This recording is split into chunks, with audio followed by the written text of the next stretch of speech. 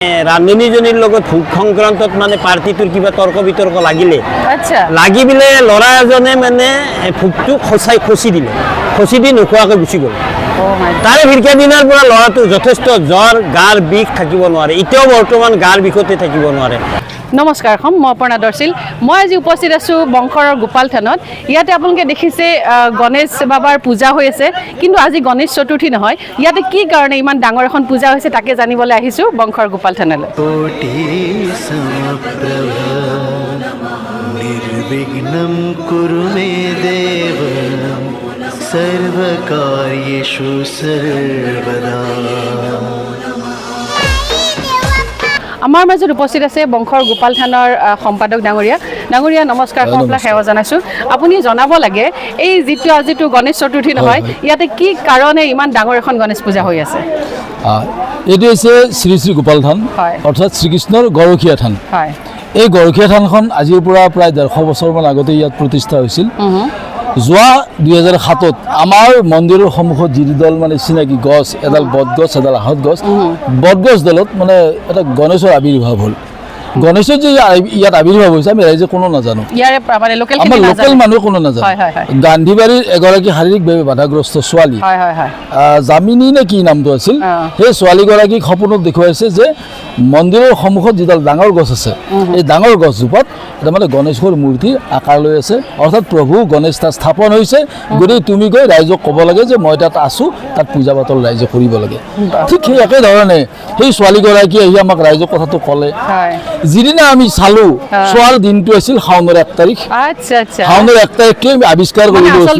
আগতে দেখিছিল সপোনত দেখিছিল কিন্তু আপোনালোকে যিদিনাখন মানে প্ৰত্যক্ষ কৰিছে সেইদিনাখন শাওনৰ 1 তাৰিখ আছিল শাওনৰ 1 তাৰিখে মানে আৱিষ্কাৰ কৰিলো আমি গণেশক প্ৰাকৃতিকভাৱে যে ইয়াত অৱস্থান কৰি আছে প্ৰভু গণেশ সেইদিনা আৱিৰ্ভাৱ কৰিলো সময়তে আমি আৱিষ্কাৰ কৰিলো তাৰ ৰাইজে বহিলো ৰাইজে আলোচনা কৰিলো ৰাইজে সকলে চালে হয় যেদিকে প্ৰভু গণেশ ইয়াত অৱস্থান কৰি আছে তেওঁ পূজা ভাগ কৰিব লাগে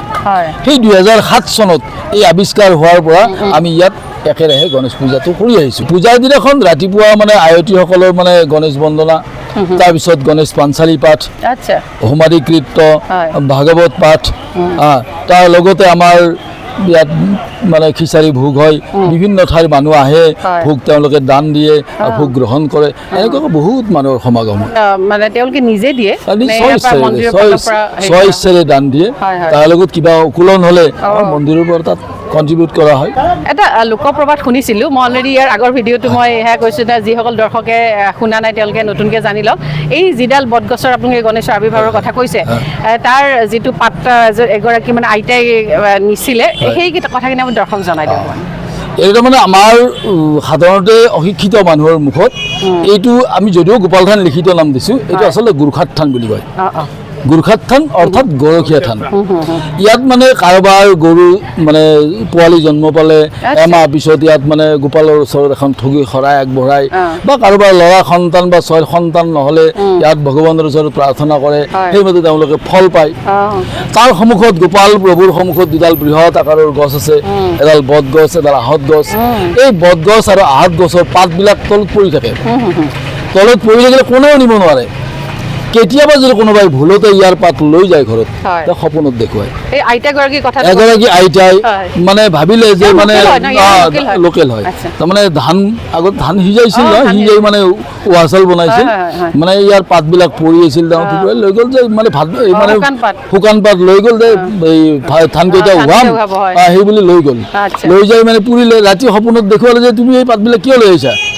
তাত যিবিলাক পাত পৰি থাকে পাতবিলাকৰ মাজত এই কেঁচা ৰাস্তা আছিল আগতে পকা ৰাস্তা নাছিল কেঁচা ৰাস্তা আছিল বহুত চাপৰ আছিল পাতবিলাক পৰি থাকিলে ৰাতি যেতিয়া মানুহবিলাকে এইফালে অহা যোৱা কৰি থাকে মানে ভৰিত পাতবিলাক খুন্দা লাগি শব্দ হয় জুনুত শব্দ হয় প্ৰভুৱে সপোনত দেখুৱালে যে সেই পাতবিলাকৰ মানুহে খোজকাঢ়া যিটো শব্দ সেই শব্দটো মোৰ খুব ভাল লাগে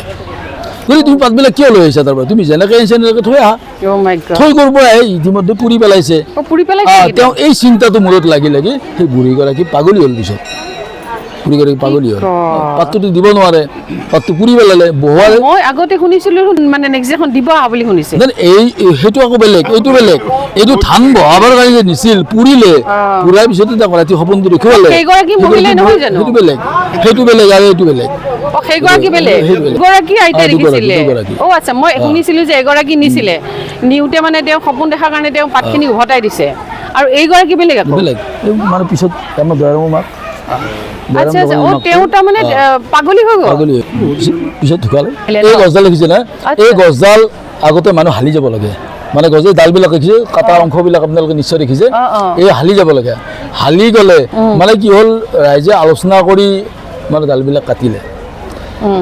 কাটিলে যদিও কোনো নিব পৰা নাই কোনো ভয়তে নিনিয়ে এবাৰ মানে কি হ'ল এজন মানে লৈ গৈ দুপৰীয়া মানে শুই আছে ঘৰত শুই থাকোঁতে সপোন দেখাইছে দুপৰীয়া টাইমত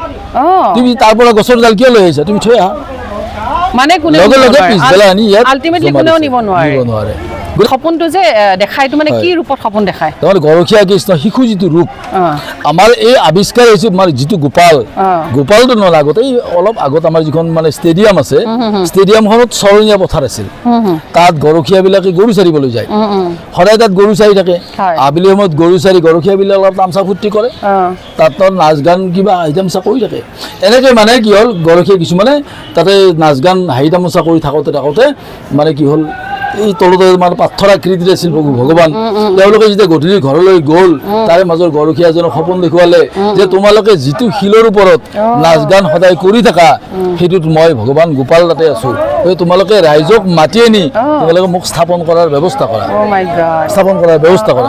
সেই গৰখীয়াৰ সপোনৰ আধাৰতে প্ৰভু গোপালক তাত স্থাপন কৰা হৈছিল মানে শিল আকৃতি আছে এতিয়াও আছে আগতে এই যে বেলগছডাল দেখিছে সেইডাল আগতে ডাঙৰ গছ আছিল তাতে স্থাপন কৰিছিল প্ৰথম খেৰৰ চালিতে এতিয়া ডেভেলপ হৈছে উন্নতি হৈ এতিয়া নতুন ঠাইত স্থানান্তৰ কৰা হৈছে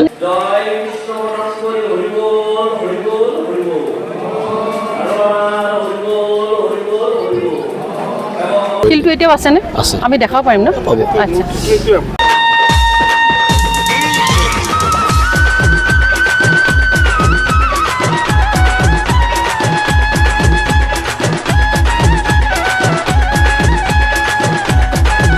সেই শিলাখণ্ডটো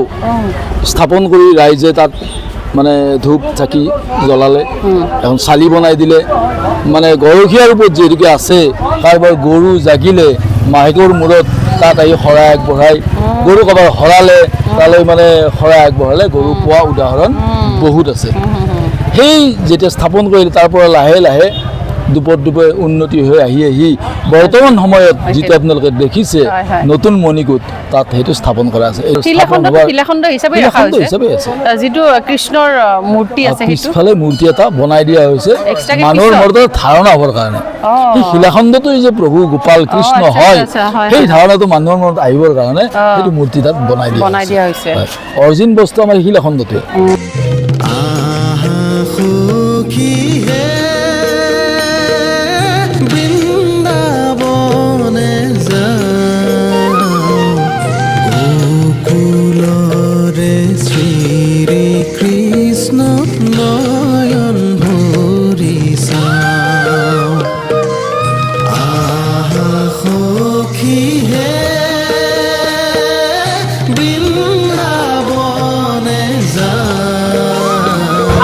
উপস্থিত আছে বংশৰ গোপাল থানৰ সভাপতি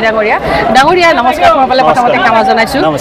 আমাৰ শ্ৰী শ্ৰী গোপাল থান সত্ৰৰ মাহাত্য যথেষ্টই আছে ইতিমধ্যে আপুনি কেইটামান লৈছে আৰু মোৰ চকুত পৰা হিচাপে দুটা মাহাত্য আছে এই বটগছ আৰু এই যিটো আহত গছডালৰ মাহাত্য যথেষ্ট ইয়াতে আমাৰ যেতিয়া এই উৎসৱবিলাক হয় তেতিয়া দোকান পোহাৰীয়ে ইয়াতে দোকান দিবলৈ আহে এটা ল'ৰাই মানে ইয়াতে আমাৰ সেই বটগছডালৰ মানে হেৰিতে মানে যে চৌকা জ্বলায় এই চৌকাত তাৰমানে ফুলাৰী পুতি মানে কৰি আছিল সেই গাছ মানে তাতে তাৰমানে ফুলাৰী বনাই আছিল চৌকা মানে সিয়াৰকে মানে হেৰি কৰি মানে কি আমাৰ চৌকা কৰি মানে হেৰি কৰি আছিল যেতিয়া সি ফুলাৰি বিক্ৰী কৰি আছে, ফুলাৰি বিক্ৰী কৰাৰ পাছত কিছুদিন তেওঁৰ 3 দিনমান পাছতে তেওঁৰ জ্বৰ আহিলে, জ্বৰ হৈ তেওঁৰ গাৰ বিষত থাকিব নোৱাৰা হ'ল ইয়াতে ফুলাৰি বিকাৰ ফিৰকা দিনা। তাৰ নেক্সট আজি 4 দিন 5 দিন পাছত ঔষধ খোৱাৰ পাছতে যেতিয়া ভাল নহ'লে, তেতিয়া তেওঁৰ মাকে ভিজাই বুঢ়াই সেৱা এটা লৈ ইয়াতে নবাদ আগবঢ়াওঁতে তেওঁৰ মানে কিছুদিনৰ পিছতে তেওঁৰ আৰোগ্য হ'ল। তেওঁ মাকক কেনেকৈ গম পালে? এনে তেওঁ মাকে জানিলে যে বটগছ দলৰ শিয়াৰত মোৰ ল'ৰাটোৱে চৌকা বনাই কিবা এটা মানে কিবা সপোন চপোন দেখুওৱা নাই? সপোন চপোন দেখুওৱা নাই, তেওঁৰ গাটো বেয়া হৈছে। আমাৰ এতিয়া পকা ভোগ হয়, আমাৰ কৃষ্ণৰ এটা মাহাত্য যিহেতুকে পকা ভোগ হয়, পকা ভোগ বনাই আছিল। পকা ভোগ বিভিন্ন ঠাইৰ পৰা আহে, মানুহে ভোগ দিয়ে। এই পকা ভোগ খাই থাকোঁতে আমাৰ মানে ৰান্ধনীজনীৰ লগত ভোগ সংক্ৰান্তত মানে পাৰ্টিটোৰ কিবা তৰ্ক বিতৰ্ক লাগিলে, আচ্ছা, লাগি পেলাই ল'ৰা এজনে মানে ভোগটো খচি দিলে, খচি দি নোখোৱাকৈ গুচি গ'ল। তাৰে ফিৰকা দিনাৰ পৰা ল'ৰাটো যথেষ্ট জ্বৰ, গাৰ বিষ, থাকিব নোৱাৰে। এতিয়াও বৰ্তমান গাৰ বিষতে থাকিব নোৱাৰে। তাৰে পাছত তেওঁ ইয়াতে সেৱা সন্মান কৰি আকৌ পুনৰাই ভোগ দি সেৱা সন্মান কৰি ইয়াতে প্ৰভুৰ ওচৰত সেৱা লৈ গুচি গৈছে। তাৰ পাছতে তেওঁ আৰোগ্য হৈছে। গতিকে এই দুটা মাহাত্য আপোনাৰ আগত কৈ দিলোঁ, ৰাইজেও জানক ইয়াতে যে মাহাত্য আছে। ল'ৰা ছোৱালী নহ'লে ইয়াতে যদি সেৱা এটা লয়, ল'ৰা ছোৱালীৰ জন্ম পায়। তো গাই গৰুৰ পোৱালি হেৰালে বা গৰু হেৰাইছে, যদি ইয়াতে এটা মানে কেঁচা ভোগ মানে দিম বুলি সেৱা এটা লয়, তেতিয়া তাৰে পিছদিনা নিজে নিজে আহি গৰু গাই ইয়াতে মানে গোহালিত সোমাই যায়। বহুত বহুত ধন্যবাদ কথাখিনি জানিব পাৰিলে।